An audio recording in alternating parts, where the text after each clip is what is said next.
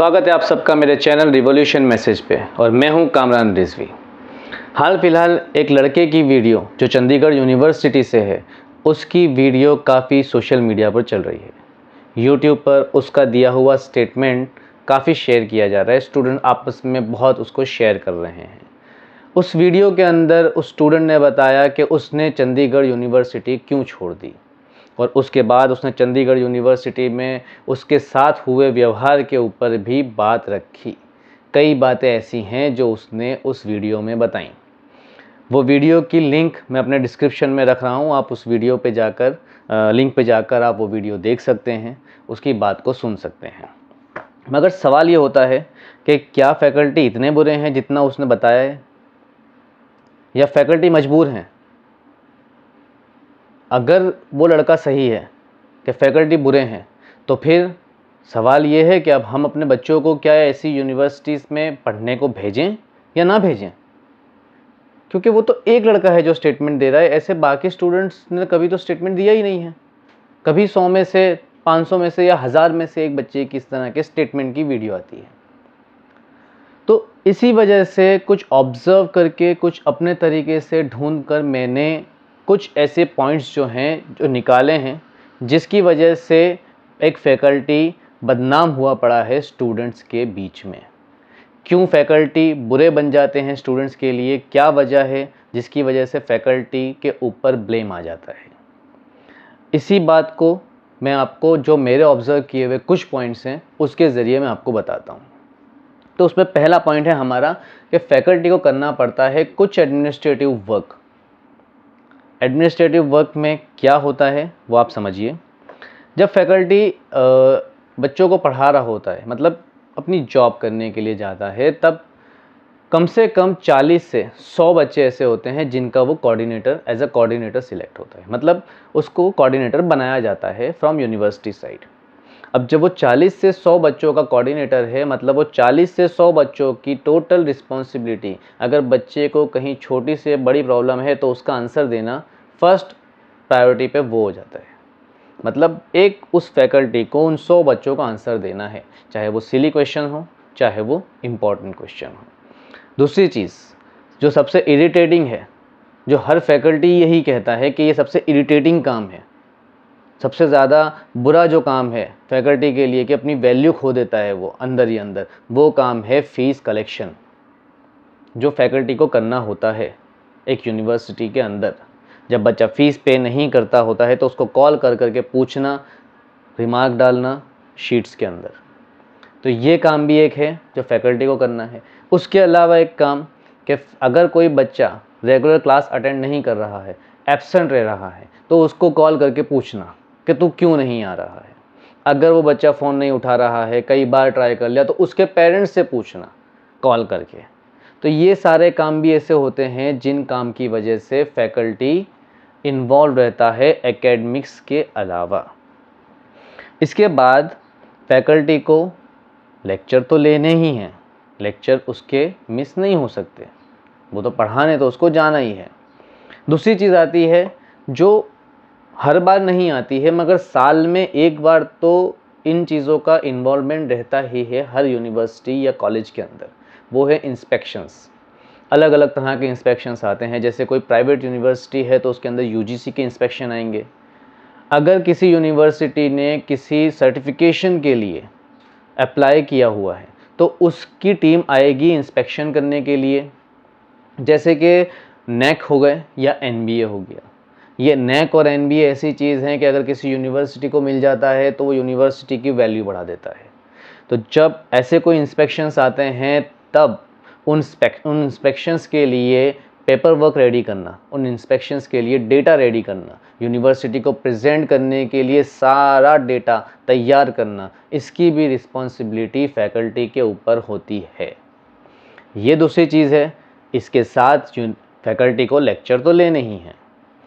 तीसरी चीज़ आती है पेपर सेट करना और पेपर चेक करना। अगर किसी यूनिवर्सिटी में या कॉलेज में 1000 बच्चे हैं, 2000 बच्चे हैं, 5000 बच्चे हैं, 10,000 बच्चे हैं या 15,000 बच्चे हैं, उन सारे बच्चों के हिसाब से फैकल्टी पर मिनिमम 100 से लेकर के 200, 300 या ज़्यादा भी पेपर चेक करने की जिम्मेदारी एवरी सेमेस्टर होती है, मिड सेमेस्टर के बाद भी और एंड सेमेस्टर के बाद भी। अगर मिड सेमेस्टर के बाद पेपर चेक करने हैं तो लेक्चर तो उसके मिड सेमेस्टर के बाद रेगुलर रहने ही हैं। ये हो गई तीसरी चीज़।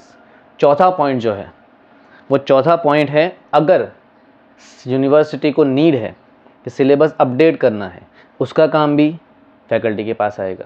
अगर यूनिवर्सिटी को नीड है कि भाई एक्सपर्ट लेक्चर अरेंज करवाने हैं, उसका काम भी फैकल्टी के पास ही आएगा। हाल फिलहाल में यूजीसी ने अपने स्टेटमेंट में कुछ टाइम पहले ही कहा था कि अब जो है बैचलर्स के स्टूडेंट्स को पढ़ाने के लिए पीएचडी ज़रूरी है।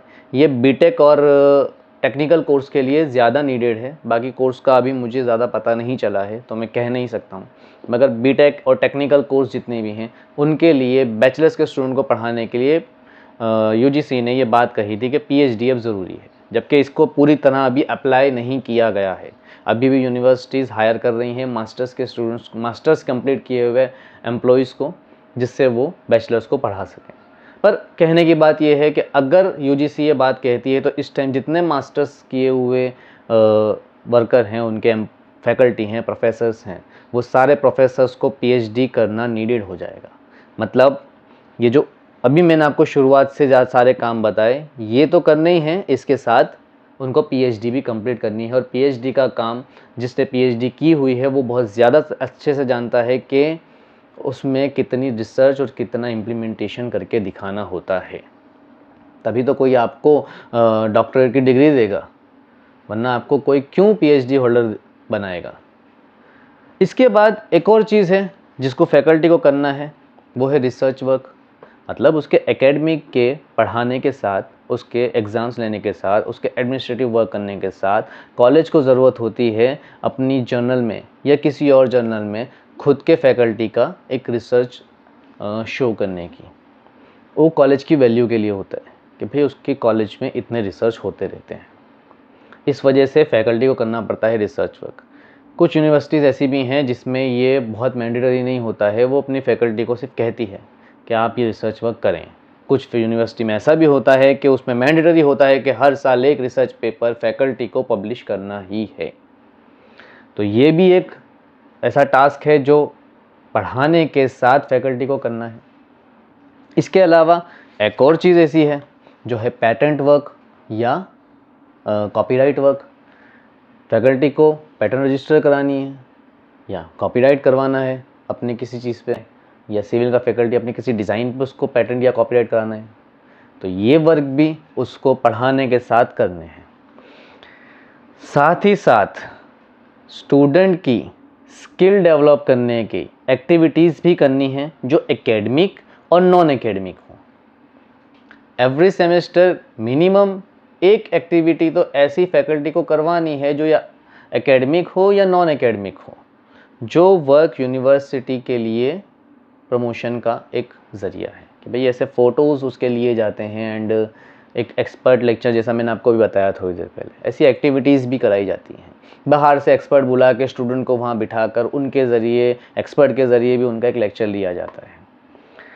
और एक बड़ी चीज़ ये भी होती है कि अगर कोई फैकल्टी हाई स्किल रखता है, जैसे कि एग्ज़ाम्पल के तौर पे अगर मैं कहूँ कि कोई सिविल इंजीनियरिंग का फैकल्टी है, उस फैकल्टी के पास लेटेस्ट टेक्नोलॉजी का नॉलेज है और वो सिविल इंजीनियरिंग के काम करवा सकता है, डिज़ाइनिंग एंड ऑल, तो सिविल इंजीनियरिंग के फैकल्टी को इन्वॉल्व होना पड़ेगा अगर यूनिवर्सिटी में कोई कंस्ट्रक्शन वर्क चल रहा है तो।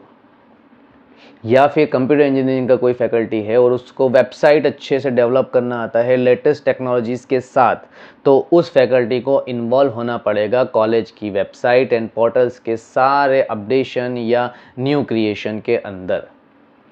तो ये तो कुछ मैंने काम आपको बताए हैं जो फैकल्टी को करने पड़ रहे हैं एकेडमिक के साथ। तो इसके साथ कुछ काम ऐसे भी होते हैं जो फैकल्टी को करने हैं, जो आपके प्रोफेसर्स को करने हैं, लाइक मार्केटिंग एक्टिविटीज़। कॉलेज अपनी मार्केटिंग के, यूनिवर्सिटी अपने मार्केटिंग के काम भी फैकल्टी के कंधों पर डालती है।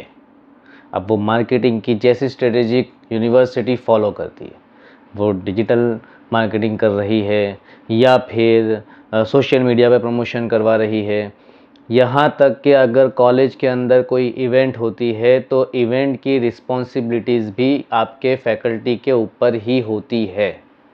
मतलब हर इवेंट के अलग अलग जो उसके पार्ट्स हैं कि ये लोग, ये टीम ये काम करेगी, ये टीम ये काम करेगी, तो वो जो टीम होती है वो भी कोई प्रोफेशनल इवेंट ऑर्गेनाइजर्स नहीं होते हैं, वो आपके फैकल्टी ही करते हैं।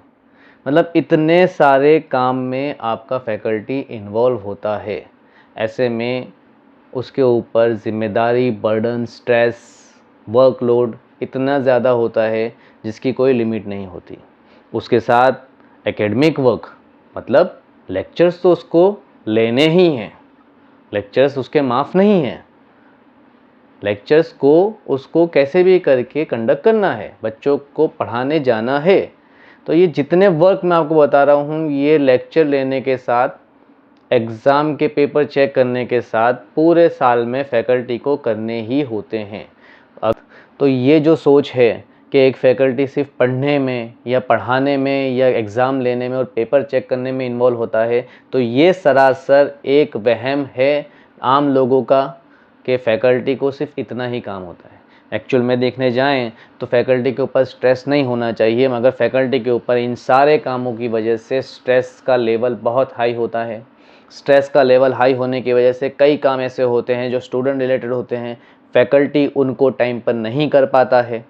स्ट्रेस का लेवल हाई होने की वजह से कई बार ऐसा होता है कि फैकल्टी उसका नेगेटिव इफ़ेक्ट, उसका साइड इफ़ेक्ट अपने घर जाकर दिखाता है। स्ट्रेस का लेवल हाई होने की वजह से कई बार ऐसा होता है कि फैकल्टी जो आराम से बात करना चाहिए अपने स्टूडेंट के साथ, जो फैकल्टी अपने स्टूडेंट को प्यार से, बच्चे को समझ आए इस तरह समझाना चाहिए, उस लैंग्वेज में बात करने की जगह पर रूड लैंग्वेज में, बुरी लैंग्वेज में बात करना स्टार्ट कर देता है।